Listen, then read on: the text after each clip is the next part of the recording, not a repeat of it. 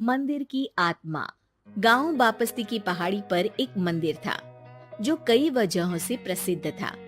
बापस्ती के परिवारों में आपसी सौहार्द बना हुआ था। इसकी वजह उस मंदिर को ही बताया जाता है।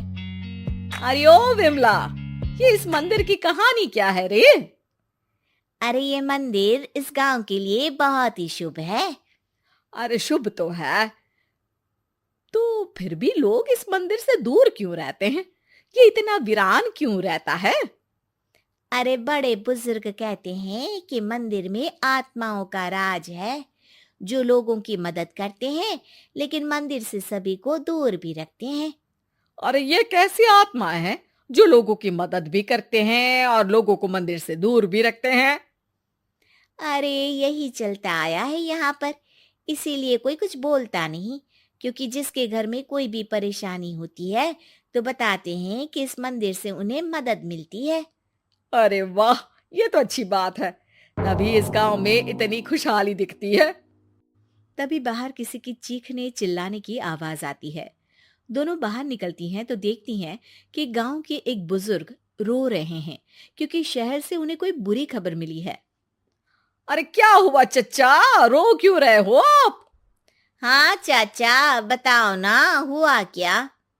और क्या बताऊं बेटे।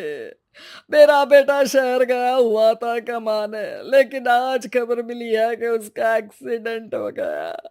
वो अस्पताल में भर्ती है। अरे तो इसमें परेशान होने की क्या बात है चाचा? जाओ शहर और बेटे का इलाज करवाओ। हाँ चाचा, विमला सही कह रही है। आप शहर जाओ और इलाज करवाओ। और कैसे इलाज करवाऊं? अभी पैसे नहीं है, और शहर के अस्पतालों में इलाज का खर्चा लाखों में आता है।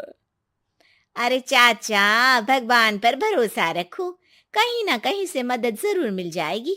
बस आज का दिन कैसे भी काट लो।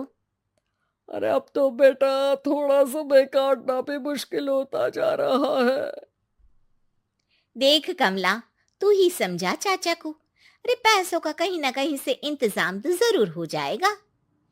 अरे चच्चा, जब विमला कह रही है तो थोड़ा उस पर भी भरोसा रखो। चलो आपको घर छोड़कर आ जाती हूँ। उसके बाद कमला उन बुजुर्ग को लेकर चली जाती है और विमला मंदिर की ओर चली जाती है। विमला मंदिर की सीढ़ियों पर चढ़ते हुए दूर से नजर आती है। उसके बाद वो आंखों से ओझल हो जाती है। उसी रात उस बुजुर्ग के घर के बाहर एक थैला रखा हुआ मिला। बुजुर्ग उस थैले को देखते ही चौंक पड़ा क्योंकि उसमें 5 लाख रुपए रखे हुए थे। वो बुजुर्ग सुबह दौड़ा दौड़ा गांव के दूसरे बुजुर्गों के पास गया। और मंगल भाई सुनो, मेरे घर के बाहर ये पैसों से भरा बैग रखा हुआ मिला है। अरे किसका है ये भाई? अरे भैया, मुझे क्या पता। तभी उधर से कमला और विमला निकलती हैं। अरे बेटा सुन तो, देख ये क्या रखा हुआ था मेरे घर के सामने। कमला और विमला हैरानी से देखती हैं। अरे वाह, देख विमला, तूने कहा था ना कि कोई ना कोई मदद जरूर करेगा। अरे भगवान सबकी मदद करते हैं। ये पैसों की मदद भी भगवान ने ही भेजी है। और क्या। अब चच्चा सोच क्या रहे हो? शहर जाओ और बेटे का इलाज करवाओ। ठीक है बेटियों, जो तुम कहो। चलो निकलता हूँ शहर बेटे का इलाज करवाने के लिए। अरे विमला, एक बात तो बता, ये इन्हें मिले तो कैसे मिले पैसे? अरे मैं ना कहती थी कि ये मंदिर सबकी मुसीबतों में मदद भेजता है। अरे वाकई बड़ी पुण्य आत्मा है मंदिर में। सो तो है, लेकिन उनके बारे में लोगों को कम ही पता है। अच्छा, और तुम्हें क्या पता है? अ, जितना पता था वो तो बता दिया। ना रे ना, मैं नहीं मानती। तू कुछ तो छिपा रही है। अरे कुछ ना छिपा रही, जो पता था वो बता दिया। मंदिर से लोगों को मदद मिलती है, बस इतना ही पता है। ठीक है बाबा, अब नहीं पूछूंगी। इसके बाद उसी रात कमला चुपचाप अपने कमरे से निकलती है और मंदिर की ओर चल पड़ती है।